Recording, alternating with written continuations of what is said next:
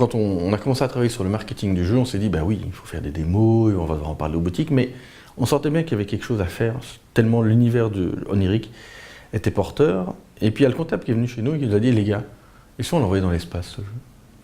On s'est dit, mais ils vont m'embêter, etc., c'est pas faisable. Et là, on a fait des recherches et on s'est dit, ben, un, ça colle trop bien, et deux, c'est faisable, donc on l'a fait.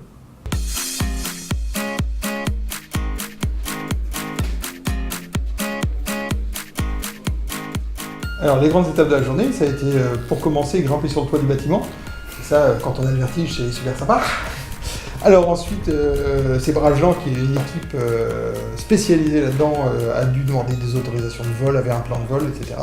On a attaché le jeu, mis des caméras, on était tous ensemble. L'idée, c'est que la boîte contient, en plus d'un GPS, contient 2 caméras, une avant, une arrière.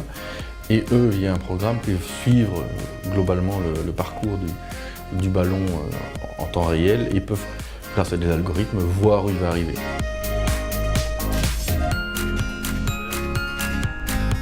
On fait un immense ballon qui faisait 2 mètres de diamètre sur le toit, gonflé à l'hélium, et puis on l'a regardé s'envoler.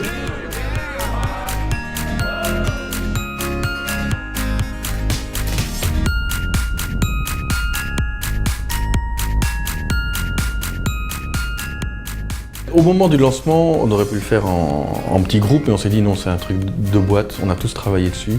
Repos, on a une petite boîte de 15 personnes, et tous les jeux, ils passent finalement par tous les échelons de la boîte, donc il était évident que tout le monde devait être là.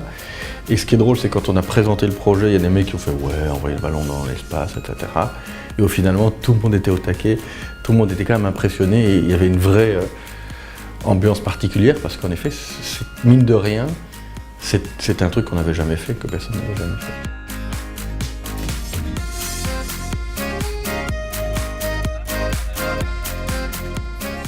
Comme on était en 3 voitures, on était tous connectés sur WhatsApp et on s'envoyait des messages, etc. On avait la position du jeu, on avait la vitesse d'ascension, on avait la vitesse de descente, etc. Il y avait vraiment une émulsion, il y avait une excitation qui était palpable et c'était génial en fait.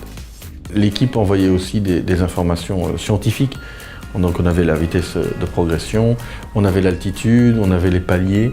C'est-à-dire que le ballon explose dans la stratosphère, c'est-à-dire entre 25 et 30 km, etc. Donc on a tous appris, à l'insu de notre plein gré, des éléments de physique et d'astrophysique.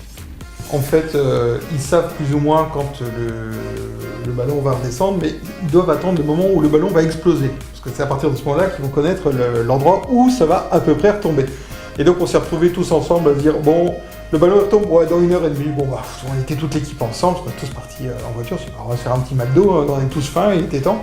Et donc on est tous dans la file du McDo, on a tous fait une commande gigantesque, parce qu'on est une vingtaine de personnes. Et là tout d'un coup, ils reçoivent un signal GPS ou je sais pas quoi, disant « Ah putain, le ballon vient d'exploser, il se pose dans 20 minutes à tel endroit !» Et donc on est tous partis en courant, enfin voilà, pour essayer d'aller rattraper notre ballon. On était en bagnole, on le suivait, etc. C'était un moment assez émouvant parce que c'était tellement particulier et tellement hors norme d'envoyer ça dans l'espace. Mais... Ce qui était rigolo, c'est surtout quand on cherchait tous le nez en l'air, où était ce parachute? Ça retombe quand même avec un parachute, ça tombe pas directement comme ça. Et jusqu'à un moment, quelqu'un fait « Ah, il est là !»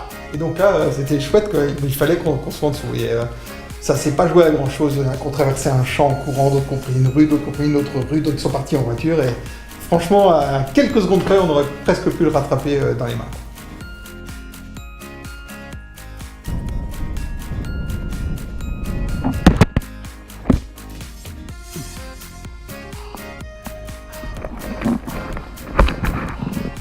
Ce qui est assez hallucinant, c'est que en fait, la boîte n'a pas changé.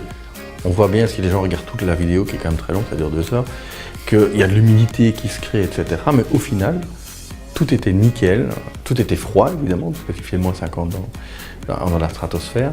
Mais oui, non, c'était assez impressionnant de se dire qu'en fait, finalement, elle avait fait des kilomètres et qu'elle était en état nickel.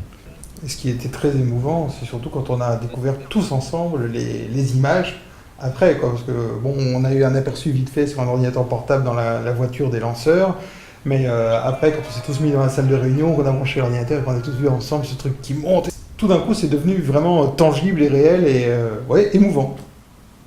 Mais le plus fort, c'est qu'on a trouvé Roswell, ça c'était dingue.